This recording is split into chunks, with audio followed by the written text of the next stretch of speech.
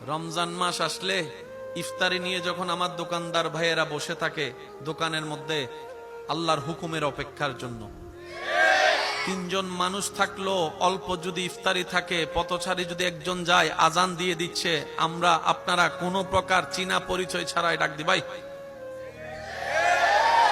আমি জানি না আপনাদের এখানে হয় কিনা, হইলে আপনারা একটু আওয়াজ দিয়ে বলেন ঠিক কিনা। ভাই আসেন আসেন। হঠাৎ আজান দিচ্ছে, এমন সময় একজন হোটেলে ঢুকেছে, হোটেল দোকানদারও জিজ্ঞেস করে না ভাই টাকা আছে কি নাই, প্রথম কথা বলে আগে রোজাটা ভাঙেন, আগে ইফতারিটা করেন, আগে ইফতারিটা করেন। এই যে একটা মায়ার বন্ধন ইসলামের মধ্যে দেখা যায়, রমজান মাস আসলে আওয়াজ দিতে হবে আমার ভাইয়েরা। এই রকম দৃষ্টান্ত পৃথিবীতে আর কোথাও দেখা যায়? দিন দিন মডার্ন হতে হতে আমরা কেমন জানি গাদা গাদা হয়ে যাচ্ছি। পোশাক আমাদের স্ট্যান্ডার্ড হচ্ছে, বিবেক আমাদের নোংরা হয়ে যাচ্ছে। কালারিং কালারিং পোশাক শরীরে থাকলেও মনের শেষ সৌন্দর্যের কালার আর আগের মতো দেখা যায়। দিন দিন কেমন জানি অশ্লীলতা বেড়ে যাচ্ছে, একটু আওয়াজ দিতে হবে।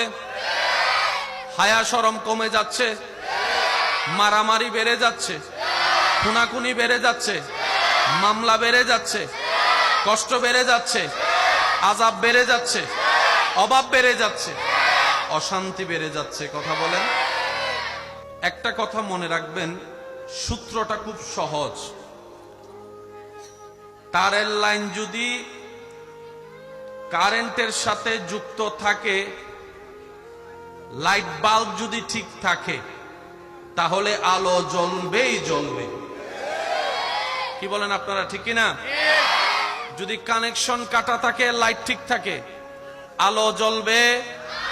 লাইন ঠিক আছে কিন্তু বাতি ঠিক নাই, তাহলে আলো জ্বলবে। দুইটা শর্ত কনফার্ম।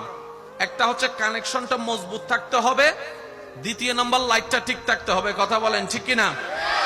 একটা হচ্ছে তারের কানেকশন, আর একটা হচ্ছে ভাল্ব ঠিক থাকা। দুইটা শর্ত পূরণ হলে কারেন্ট যদি থাকে, লাইট এটা জ্বলবে, মিটি মিটি হলেও জ্বলবে। এই কথায় কারো কোনো দ্বিমত?